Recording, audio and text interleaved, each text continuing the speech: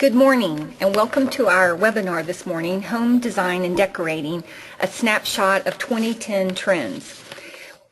My name is Sherry Davidson and I'm the president of Davidson Realty, and I'll be your host this morning.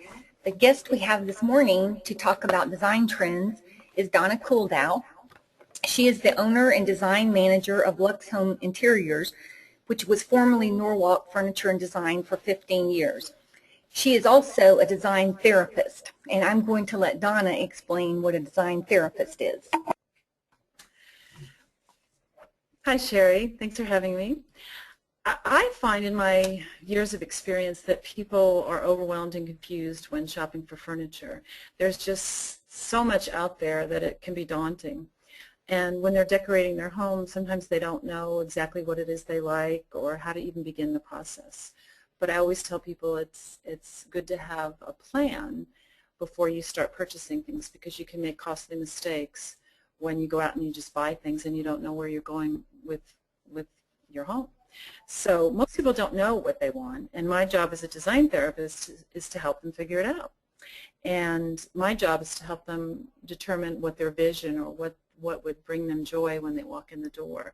A lot of people are intimidated by working with a designer. I think they're afraid that the designer is going to make them spend too much money, or their home is going to look like the designer and not like them. And I feel it's really important to ask a lot of questions and help the client get the vision for the home that is their vision. And they don't always know what it is, and that's what a design therapist does, is helps them come up with that vision for their home.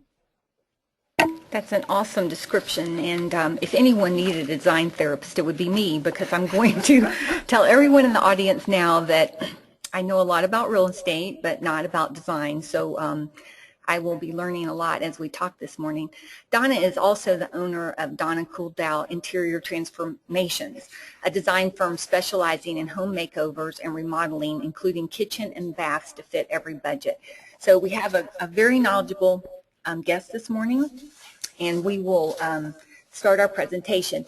If you have any questions during the presentation, please feel free to type them into the box on your screen, and we will either answer the questions as we go along, or we will answer all the questions at the end, just depending on how it seems to work best.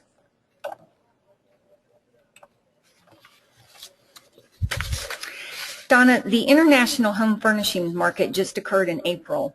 Now, what type trends did you see there? Well, there were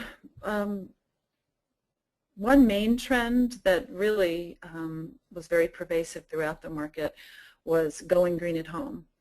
And I think that's a really good trend, because being green is a good thing, as Martha would say, and it's now become trendy to be green.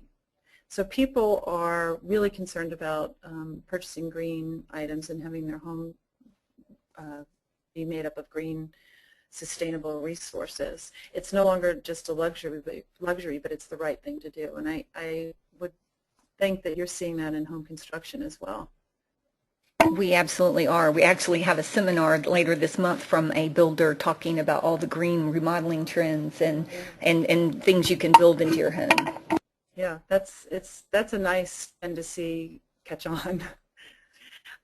So people are concerned about buying locally and watching, transportation issues, saving on fuel.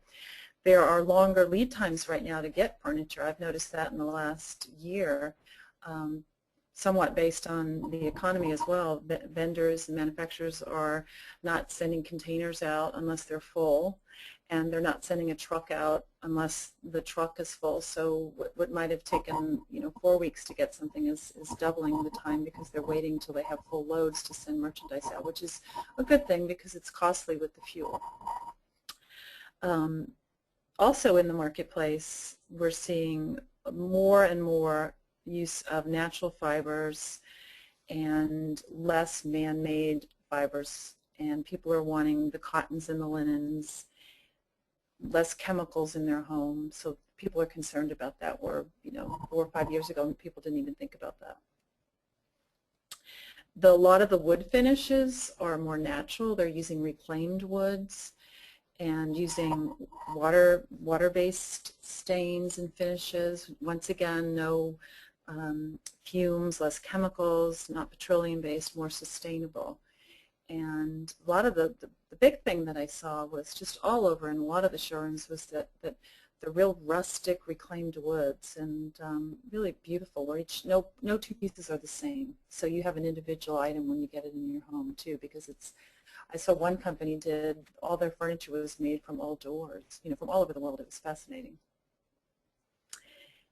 And then another thing that people don't even think about is their upholstery. And most cushions for years are petroleum-based. They're made from the petroleum industry, and the more there are cushions available that are soy-based, and they don't produce the chemicals, and they're much healthier. And you're seeing that not in the lower end furniture as much. They're still using the the inexpensive foam. It's less expensive. But as you go into the better furnishings, you're seeing a lot of or the natural companies, you're seeing the soy-based foams that they use for the upholstery. And people are also buying handcrafted items locally. I think they're supporting their local merchants and their local artisans, and not using the man-made materials as much, but things made out of real wood and stone and things like that.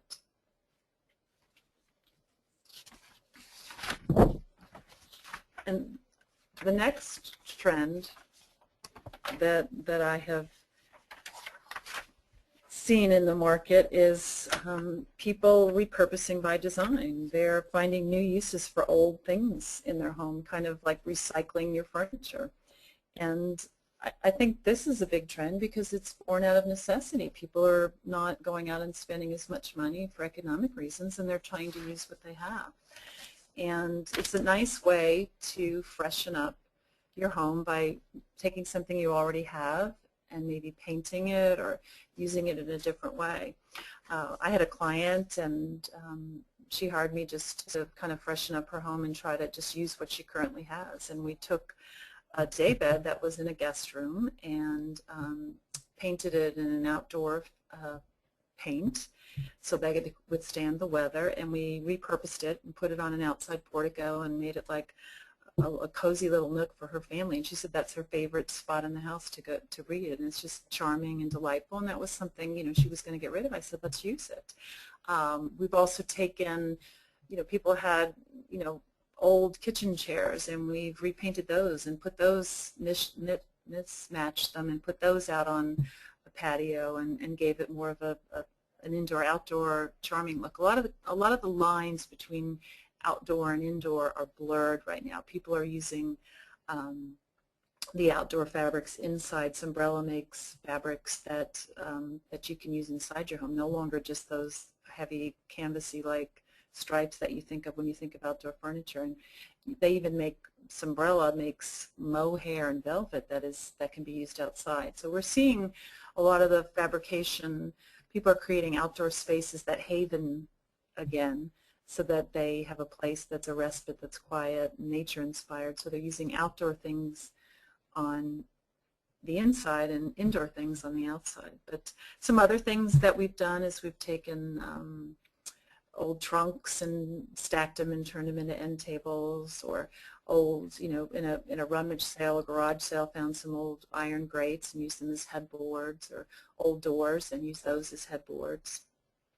And there's just a lot of things. So look around your house and see what you can use to make a new look and freshen up your home and not get rid of something. I think that would take real talent, talent that I don't have. Well, you can always get some help. Yes.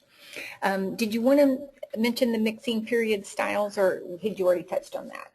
Well, I think basically what's happened, and once again it's kind of economically based, is that pretty much people are mixing and making use of what they have, and people are not as formal. So they're mixing maybe some family pieces or some more formal pieces with casual pieces. But so anything kind of goes. And I always say to my clients when we begin the design process that they'll ask me, what should I do? Is this in? Is that in? And I say, don't worry about what's in as much, but surround yourself with the things you love, and you'll love your home and you'll love your space.